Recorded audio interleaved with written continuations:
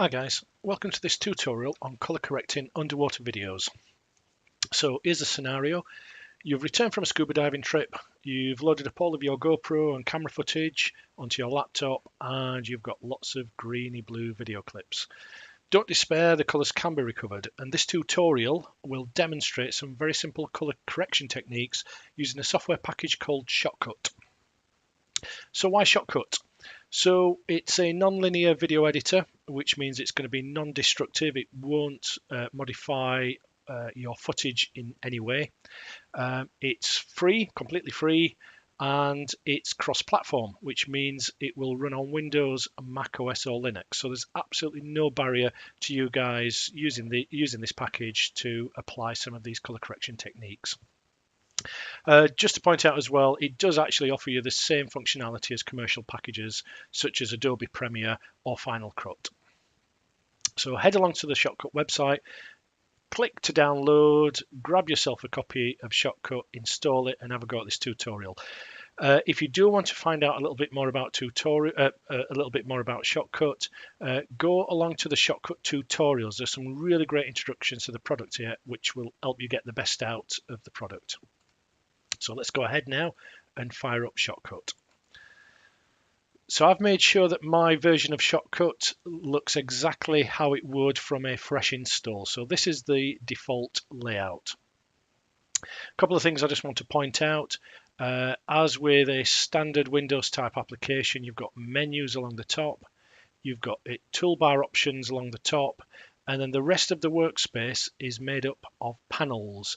And these panels are completely adjustable. You can move these around. You can even pick them up and you can drop them into other areas to alter the layout and modify it to suit your own needs. Now, you can get into a bit of a mess with the panels. If that happens, you might lose some of the panels. So I've closed down some of the panels there. You can get them back by just going to the View menu, choosing Layout, and then going back to Restore the default layout, and it puts you back to the original layout of Shotcut. So just bear that little tip in mind. Before we start editing our first clip, I just want to show you two settings. So click on the Settings menu. Make sure that the video mode is set to automatic. It should be anyway, but just double check that. All that means is that when you import a video clip, the Shotcut will adjust the resolution and frame rate of the project to match that imported video. This is important so that when you write out the video clip, it will match the original frame rate and resolution. The second thing I want you to check is if you're using Windows, and I'm using a Windows laptop, just make sure that you select DirectX. If you're using Mac OS or Linux, you can leave it set to automatic, but DirectX under Windows will give you some more efficiencies. It will help improve the performance of Shotcut. I'm going to select DirectX. Shotcut will close down and restart when I do that. So I just say yes to that. So it will close down and restart with that DirectX setting in effect. I'll just check that. Settings, display method, DirectX. There we go. So that's good. So we're all up and running. So the first thing I'm going to do is I'm going to load in my GoPro clip. So I'm going to choose Open File. And I've got a GoPro clip there of some yellow butterfly fish in the Red Sea. Choose Open. Now you notice when that clip opened, it started playing automatically. So I just want to point out this area at the bottom is the playhead. And it's got controls that are familiar to those who've used video controls before. We've got rewind, fast forward, play, pause.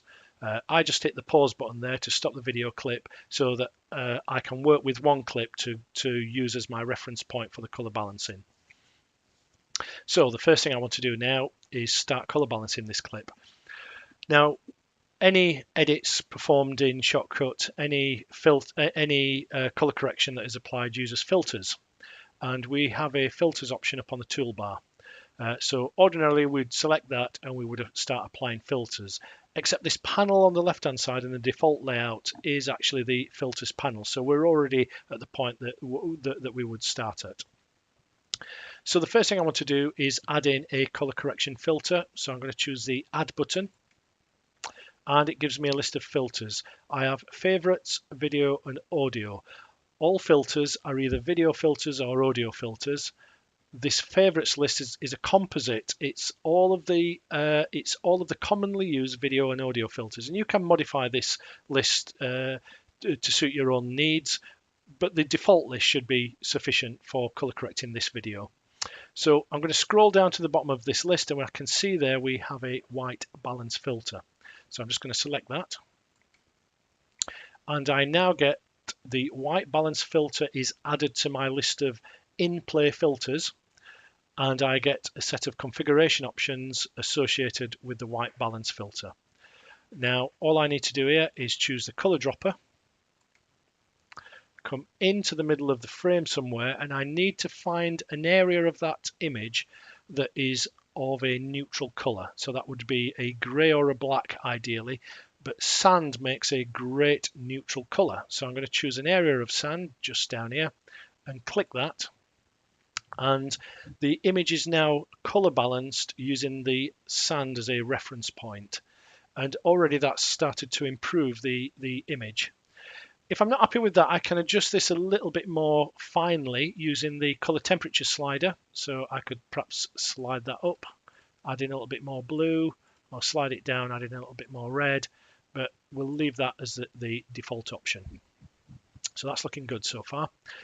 I now need to add in a second filter, and the filter I want you to choose is the hue, lightness and saturation, and we get 3 different options now.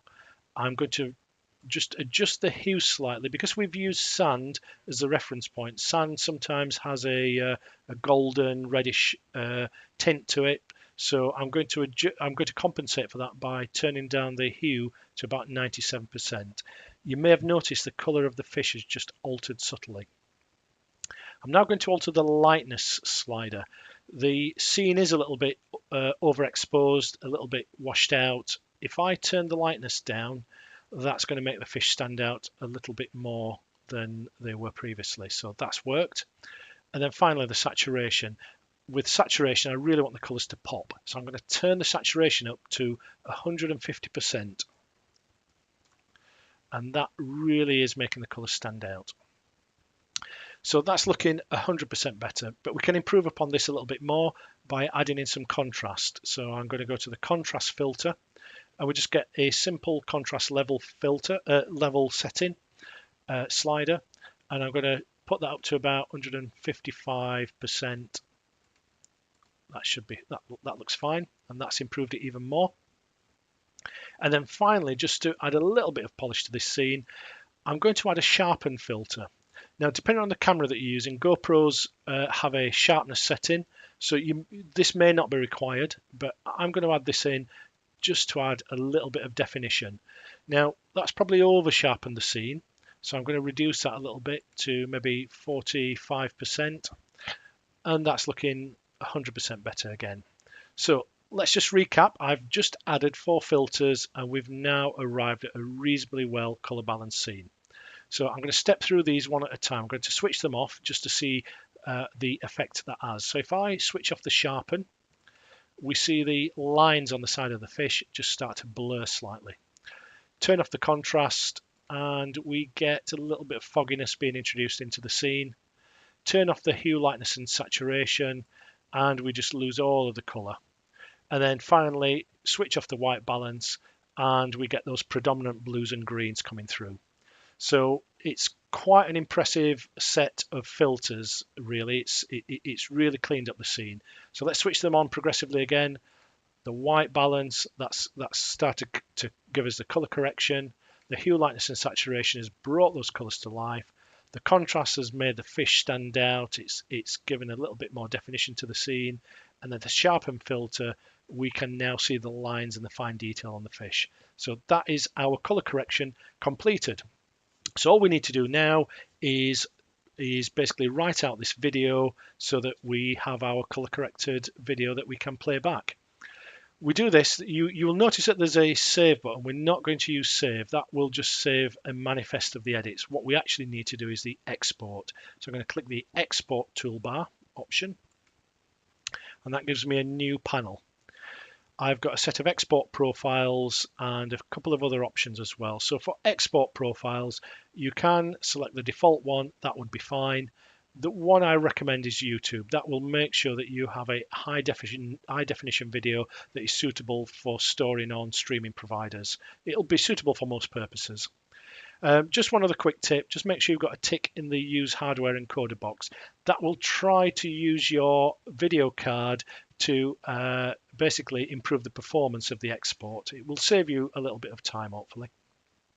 So happy with those settings. I'm now just going to click the export file button, and Shotcut is asking me for a file name. So I'm just going to call this Yellowfish. And you'll notice it is saving it as an MP4 file, which is what we want. And I'm just going to hit save. So our export has started now. Dependent on the capability of your laptop or workstation, this may be fast or slow. So if you've got a reasonably modern processor, I'm running this on an i5 2.6 gigahertz processor.